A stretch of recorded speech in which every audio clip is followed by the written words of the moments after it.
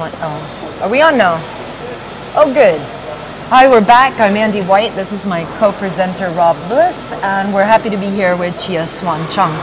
Chia, you just took part in the Business English Special Interest Group pre-conference event, or the BSIG PCE for short, and you spoke about politeness and pragmatics. That's right. Can you tell us more about that? The theme for today's BSIG PCE event is ELF, English as a Lingua Franca. There's been a lot of talk about how English is now learned to be spoken by non-native speakers with other non-native speakers, and therefore the influence of that, or the implications of that, in business English teaching. Okay. So I started today's PCE by talking about what ELF was, and the issues I used to have with ELF, and my conversion into ELF. So can you start by telling us what issues you used to have with ELF? Many years ago, I used to present and make speeches about the issues I had with ELF and how it was condescending. And I thought that people talking about English as a lingua franca was essentially talking about dumbing down English. Okay. I thought that people who were talking about English as a lingua franca were trying to, suggest that we should teach students to say he want instead of he wants, or allow them to say things like the shirt is black color instead of the shirt is black. And I was fuming. I thought it was condescending to say learners would never be able to speak like a native speaker. I thought that this whole talk about identity and English was the domain of liberal hand-wringers who didn't want to have good standards of English and promote proper accuracy. But as I went into the research that I was doing... And that's what made you convert, right? Yeah. The findings of my research kind of spoke to me, and in the process of trying to prove ELF is wrong, they proved me wrong instead, and I talked about my conversion today in the PCE. Can you tell us a little bit about your research, a little bit more? What did you do exactly? There was a lot of talk amongst ELF proponents about mutual intelligibility, and the idea was that as long as these two non-native speakers could understand each other, as long as they could communicate, I don't know, transactional meaning and understand each other, that was enough. And I kind of thought, no, that isn't enough. What about the impressions you're creating? What about sounding really rude when making a request? Although the request itself is understood, but you might come across really aggressive or really rude or unfriendly, and that's not what you want either.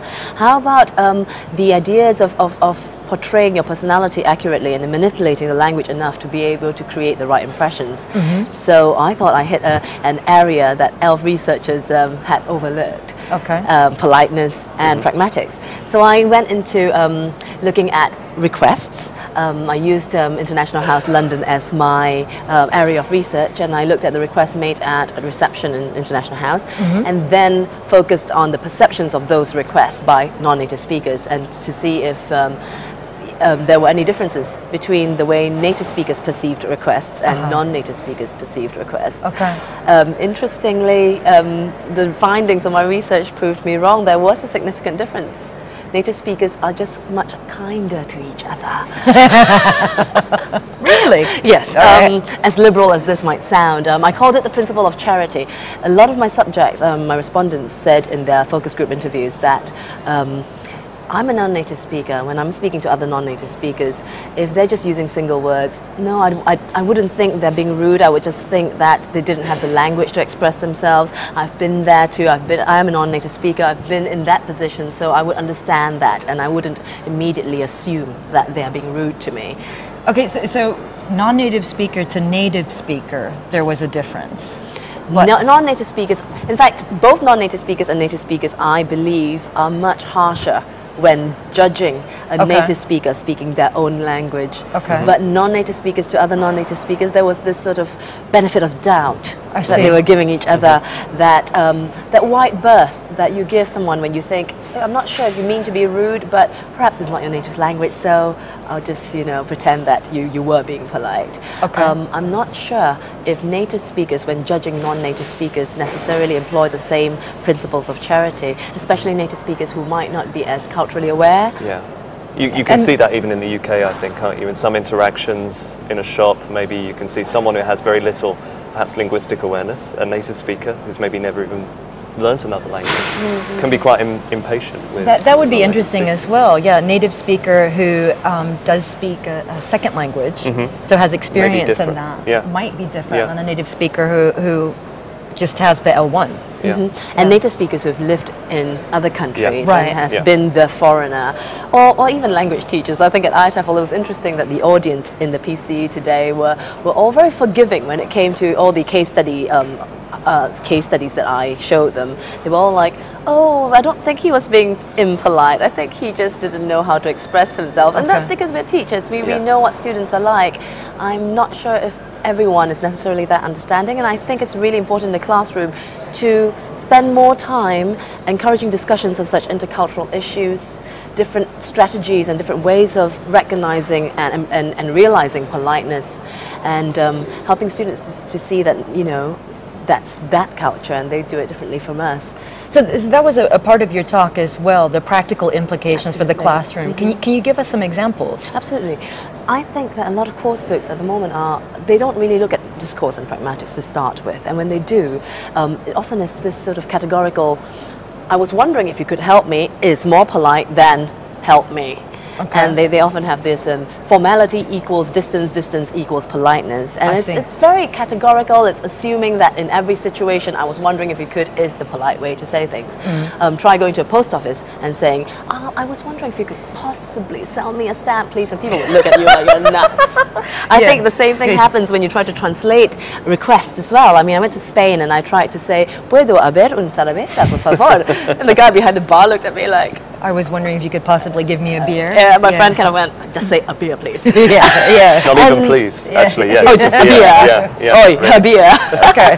And I think that's an example of how different cultures realize politeness differently. And that's just linguistic. What about uses of intonation, smiles? You know, every culture uses it differently. And I think it's important to train our students who will be using English in intercultural situations with other non-native speakers, not necessarily from their own country, to realize when something goes wrong that it might not be that person being aggressive, but Right. actually recognizing that this could be a cultural issue. Right. This could be strategies, accommodation strategies that are called for, and learning to adapt and accommodate the interlocutor when speaking, and therefore making them better communicators by doing so, rather than just saying, here's a list of formulaic language, learn it, and that's polite. Yeah. I guess every teacher has to determine the cultural setting of that they're teaching in and their students are learning and living in. For you, what kind of students do you teach and what do you advise them? I work in International House London, so what we get is a very international, multicultural context. I teach business English and general English, and usually a classroom is just filled with students from different countries. I actually think that a lot of my students are actually more aware of intercultural issues because they are in London and they are in a foreign country themselves. Right. So they are experienced with, having misunderstandings happen because of cultural issues. However, if you're teaching in a monolingual context, I think it's even more important to deal with these discussions, to provoke discussions, to raise awareness of different strategies, different intercultural issues, and definitely with how language affects the impressions that we create in different cultures. Off the top of your head, do you know any resources that you could recommend for teachers to go and have a look at? Some things where they could get ideas to use in the classroom to address these issues? I couldn't name you a resource book off the top of my head. Or Unless you're anything commissioning online? me to write one. Yay! Any publishers around?